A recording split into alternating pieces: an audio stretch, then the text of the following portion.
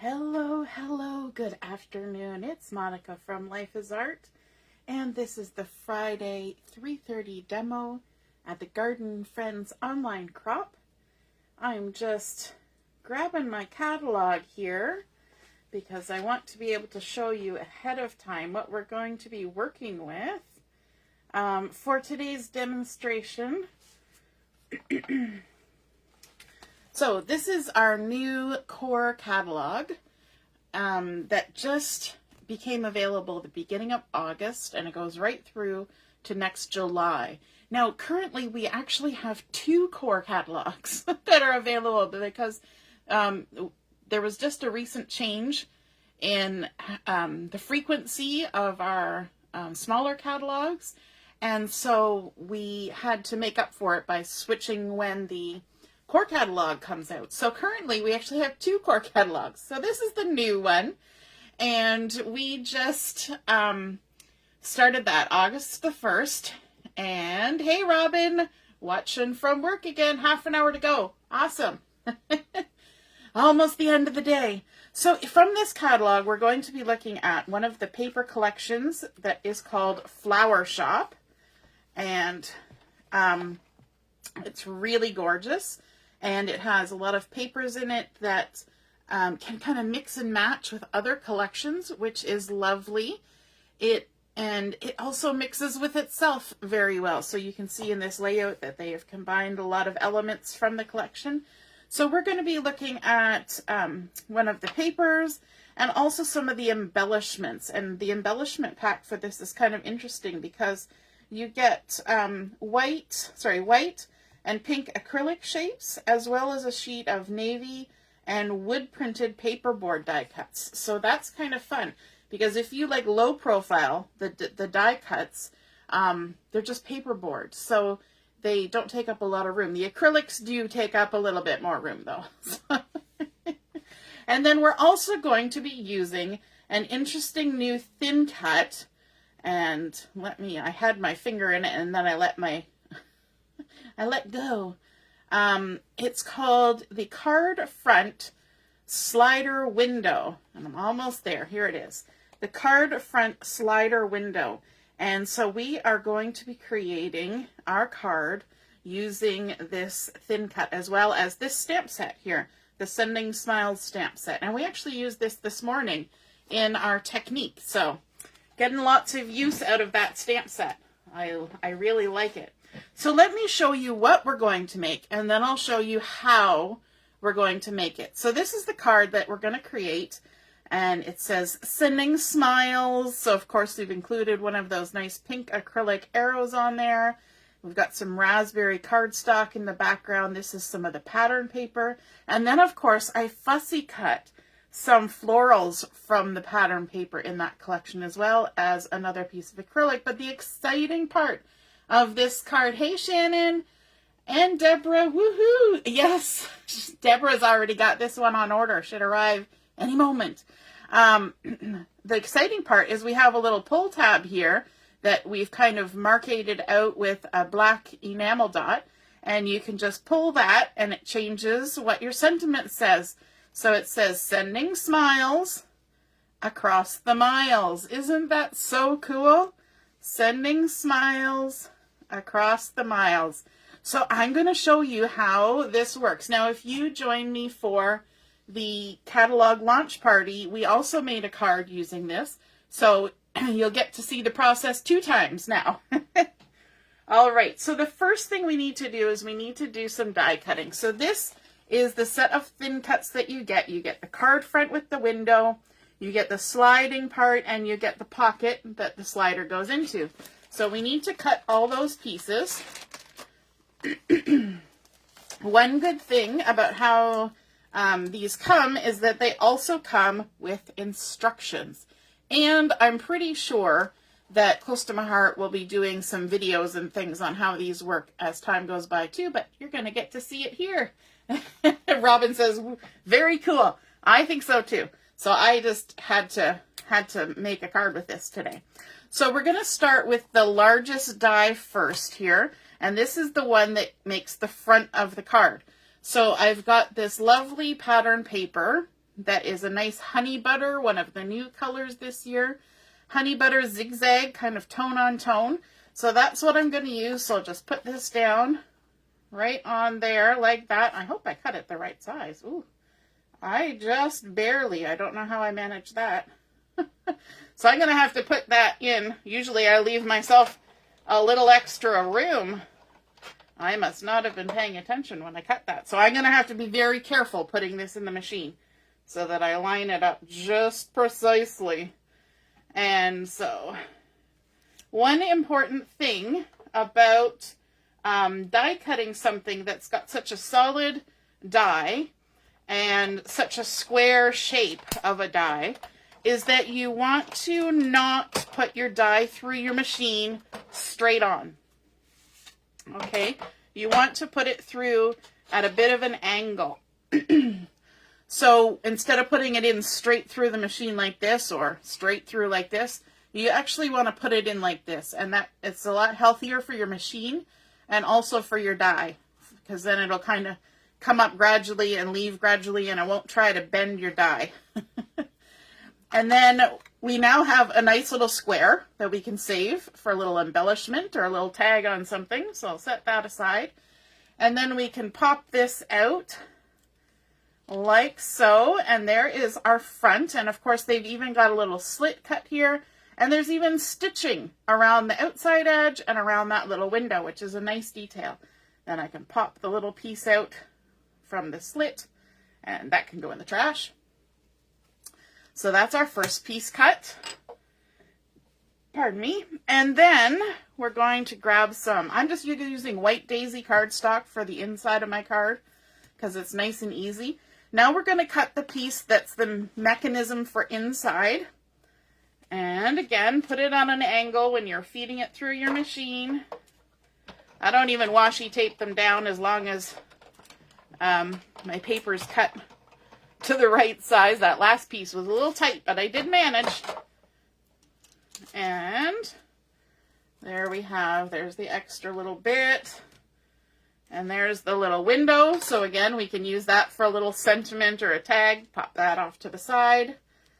And then just release the die cut. And there we go. There's our little inside bit. And then the last piece just looks like a rectangle, but it actually has score lines on it as well. So that's important. And then we can go ahead and run that through our machine. Again, on a little bit of an angle. Like so. You get a good workout making cards like this. All the cranking. You're cranking, not being cranky, right? There's a difference. And then, oh, that one just falls out nicely. Okay, so those are our 3 parts. So we're done with this. We can set that aside. I'm going to get the machine out of the way too, so I don't keep bumping it with my elbow. All right. Now we need to start putting this together. The first thing we want to do is, you can see at the top here that we've got a couple score lines. And we want to take those score lines and just fold them to the back. And all this is doing is that it's really making that pull tab sturdier, right? So now instead of just 1 layer of cardstock, you've got 3 layers of cardstock so that you can grip it and pull it.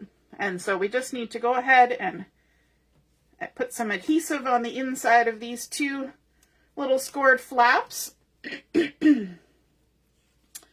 And then we can close those up. There's one side and then the other. I actually do love how simple this card comes together. It really, you know, when you think about all the sort of mechanisms and things that you can make for cards, this has got to be the simplest one. And then this piece also has those 2 score lines.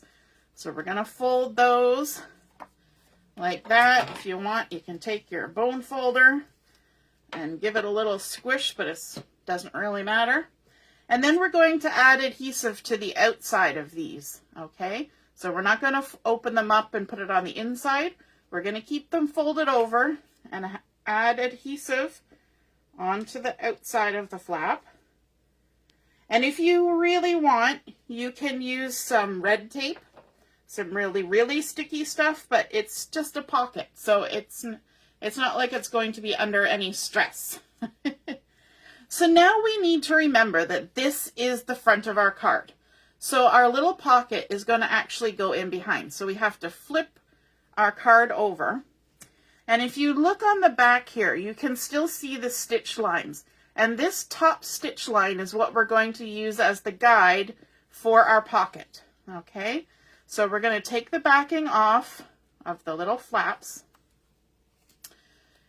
And then what I like to do is I like to put my thumbs on those flaps so that I know that those flaps are being held together. And then I take my pocket and I try to center it from left to right on the page and slide it up until the top of that edge just meets the stitch line, and then stick it down. And that way your pocket should be right in behind the window at the front. Okay? There's not a lot of leeway. It's only as wide as those stitch lines. So as long as you line that top stitch line up, it will fill in there nicely. And then the next step you want to do is take your bone folder and just kind of push on there. Make sure it's all stuck down good. And that also kind of helps, I don't know if it really stretches it, but it kind of seats it in place. Because the next thing we want to do is we want to slide this in. So the parts that you have folded over should be crisscrossed in the back, so that our front is just a nice flat piece all the way from the opening right up to the end. So turn it over so that your folded pieces are on the back, and then slide it down into the little pocket that we just attached. If you find that it doesn't slide very easily, then, yeah, that one's not too bad. Then that's where you can go back with the bone folder and just kind of try and give it a little encouragement. But mine's doing pretty good, sliding really nice. And then you see here at the top, we have this little slot at the top, and that's where we're going to just take this and tuck it through from the back, just like that. And that's it. We have built that mechanism. See how easy that was? I told you it was going to be easy. All we had to do was fold the crease lines, couple pieces of adhesive, and then stick it together. So simple. All right, and I just realized I have not at all been looking at your comments, so I'm going to just take a quick gander here so I can see what y'all been saying. Yes, they do. Robin, they really do come up with some unique dies, right? You could add a zip strip to the pull tab, definitely. If you wanted to add some decoration on there, you certainly could. You just want to make sure that you had it in such a way that it wouldn't interfere with sliding through the little slot here. Yeah, so it's good to keep that pocket nice and straight when you're laying it down. So lining it up with the edges, nice and straight in the center. Because if you don't get the pocket in the center, this won't line up. But I've made a few of these already, and I have never had a problem. It's always gone and worked no problem. Hey, Mom, nice to see you're watching. Now the trick is to do the stamping. So I've got my Versa mat flipped over, so I have a nice stamping surface here. And I'm going to be using the Sending Smiles stamp set for this. And this is a great one to start with, because this was created for this thin cut, like specifically to be used with this. So if you're feeling uncomfortable with what do I do with this, this is a great stamp set for it because it was made with a purpose, right? Now that's not to say it's the only thing. You could add whatever you want on here. In fact, this, you can use this on a layout. You could put a photo in here, just cut your photo in half, put the two pieces of your photo, and then go like this, and then put the other two pieces of a second photo in there, and you can have a photo that changes from one to the other. There was a Close to My Heart maker who did that, and she had a picture of her son when he was younger and then when he was older, and it was so cute watching it go, go through the ages, right? Very cool. So definitely it can be translated onto mini albums or scrapbook pages or things like that, which is fabulous. Okay, I'm going to do the same sentiment that I did for the other one that I showed you as the example, which is sending smiles across the miles, because I really like that sentiment. So I'm going to just load it up on my block here. And I'm using the Capri ink because that's a coordinating color with this Flower Shoppe paper pack. One thing that's great about our paper packs is they come with the zip strips on them, those strips with the pretty patterns at the top, and they tell you what all the colors in the collection are. So before you stamp your first sentiment, you want to make sure that the slider has been pushed all the way down. You don't want to go and stamp it with the slider up and, halfway up, because it just won't work out that way. So push it all the way down, make sure it's all the way there, and then you're going to ink up your first half of the sentiment. So I've got my sending smiles. You're going to want to make sure that you didn't pick up any extra ink, okay?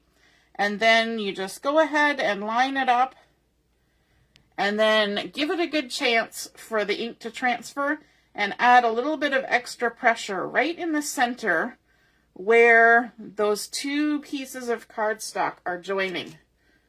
Okay, so that you get your ink right into that crease as much as you can. So there's our sending smiles. Now we want to raise our slider up all the way. Make sure it's to the very top. And then we're going to stamp our second sentiment. So now I'm going to take that one off and get the across the miles one on my block. I'm going to ink it up in the Capri again. Of course, you can mix and match your colors any way you want. And then, let me just scooch this out of the way. And then we're going to stamp this one right in the center. Hopefully it's in the center. I'm looking at it at an angle. And again, give it a really good squish. If you're using a stamping platform, that helps because you can go back and give it a little extra squish to make sure that your stamping was as good as it could be.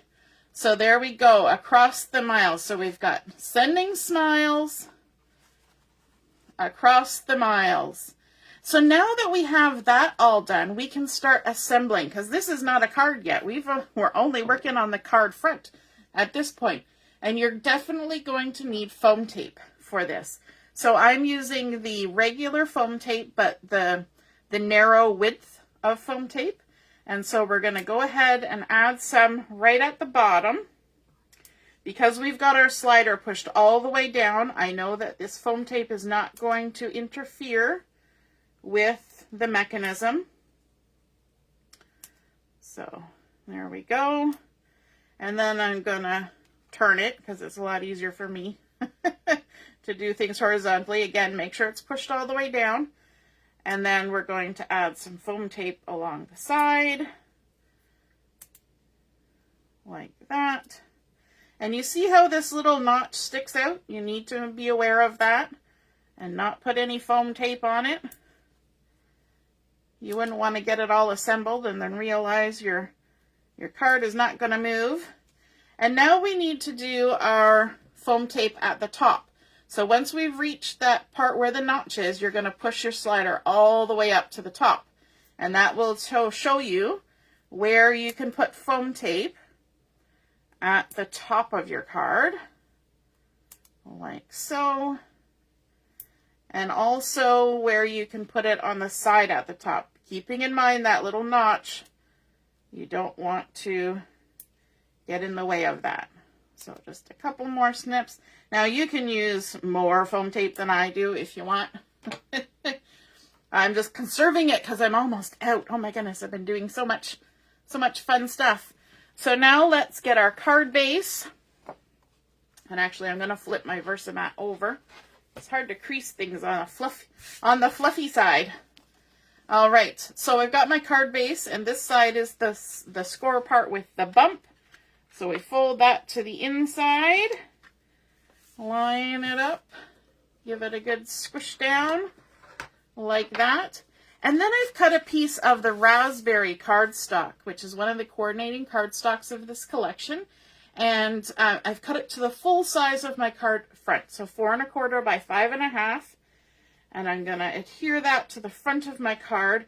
And I'm going to give it a little extra adhesive, more than I normally would, just because there's a mechanism and you're kind of putting a little extra stress on your card by using that mechanism. So I normally don't put this much adhesive on my card fronts, but we will today. This raspberry is a really nice color. If I have to pick a pink color, raspberry is a really nice one because it's deep, but it's not like hot pink per se. I don't know. It's just one that is pretty cheerful and happy. And I like to line my fingertips up along the edge of my fold on my card front and then slide my cardstock up to my fingertips till I feel them line up with my fingertips, because my fingers can feel it better than my eyes can see it, and it always seems to work out. So now I'm going to slide my slider all the way down and take off all the backing off of my foam tape. Just like this. Foam tape always takes a minute, right? Because you got to spend the time putting it on there, and then you got to take the time to peel off the backing. It just takes a minute, but it sure does make some cool stuff when you can add dimension with foam tape. You could use the foam dots for this too. Probably the little small ones would work. There we go. I think, yeah, I did that one. Okay, so I'm pushing it all the way down. And then I'm actually going to turn my card sideways, because then I can line it up a little easier. Because once you get foam tape on there, it's not going to come back off, right? You want to make sure you get it lined up nice and square before you get too far. And then to make my card a little easier to slide that slider, I'm going to use my black and white dots here, and I'm going to add just a little black dot right onto the pull tab. And that kind of gives your finger something to grip onto when you go to pull it. So, you know, you use your fingernail and just give it a little pull, just like that. Very nice. Oops, it's catching on something. There we go. Sending smiles across the miles.